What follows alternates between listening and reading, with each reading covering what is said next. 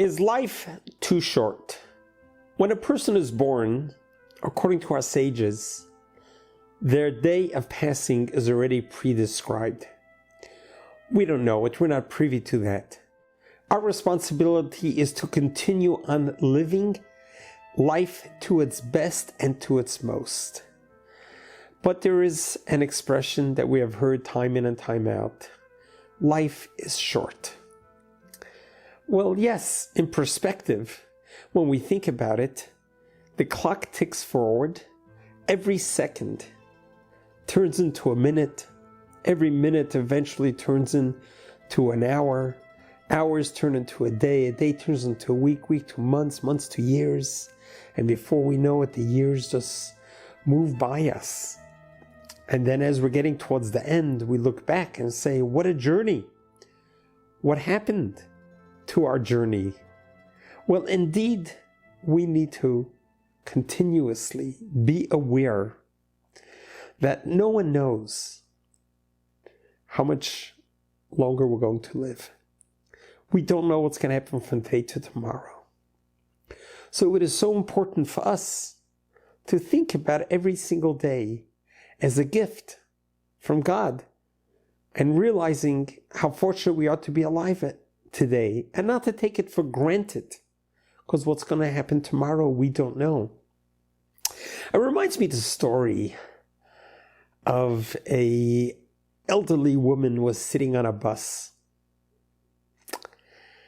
A younger woman came on the bus who was rather not in the best of moods, with a whole bunch of bags.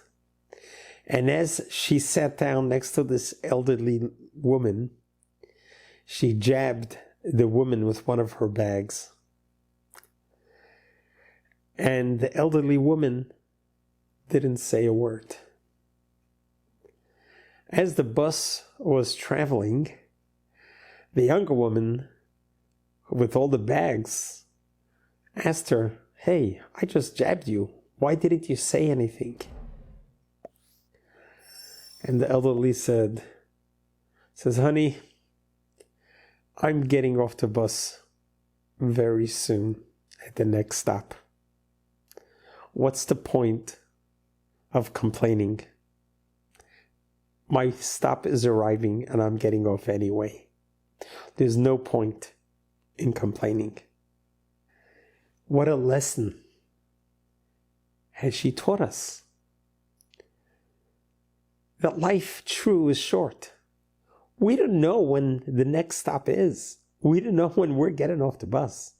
But one thing we do know is that life is short. And therefore, is it worth sweating the small stuff? Is it worth the grudges, the anger, the disappointment, the regrets? Think of it. If you are about to get off the bus and you only have a short time together with this person, is it worth getting angry with them? Is it worth getting incredulous on how they treated you? Or rather, just shrug it off. You know, life is short. It's really not worth our time and energy in sweating these events. Each one of us, as we go through our journey in life, we need to remember that life is a journey. It's up to us to enjoy it. And realizing that our journey is a purposeful journey. It's a journey for a reason. It's a journey why God chose us to have been born. The day you and I were born, God said the world can no longer exist without us. So we were born for a purpose and for a reason. But always remember the lesson from the clock as it moves forward. We'll never regain the seconds and the minutes and the hours that we lost. But we can embrace the day that we're going to have. Every night before I go to sleep, there is a prayer that I say. God, in your hands, I am entrusting my spirit, my soul.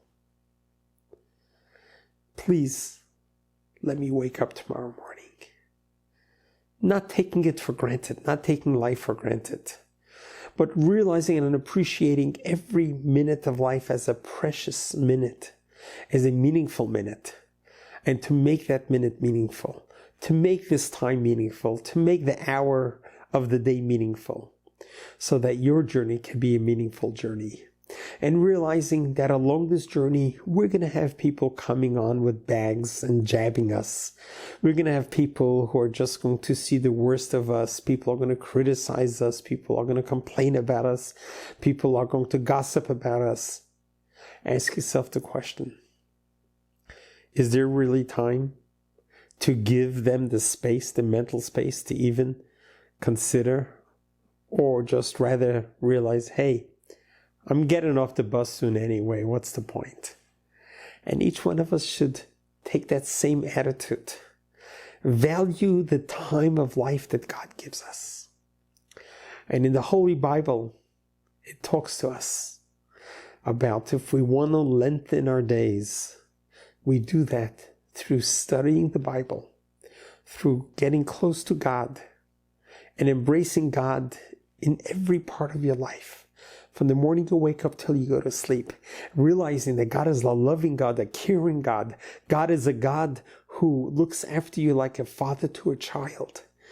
God is a God who's there to only give you everything that you need in an abundant measure. We just need to ask for it. And when we ask God for life, God will give us life. Because God wants us to live. God wants us to live a healthy life, a perfect life, an upstanding life, because we are representing God. We were created in God's image, and God wants us to be able to be His ambassadors in this world, to make this world a better place and a dwelling place for spirituality, where godliness and physicality can coexist. And we are part of that puzzle. We are the ones who can make that happen. So we continue on doing our best, and God will do the rest. Don't sweat the negatives that we are faced. Don't allow that to take us down, but rather to inspire us, to remind us that those things is not worth spending time on. I'd rather spend time on positivity, on joyous times and greater times. God bless you. God loves you.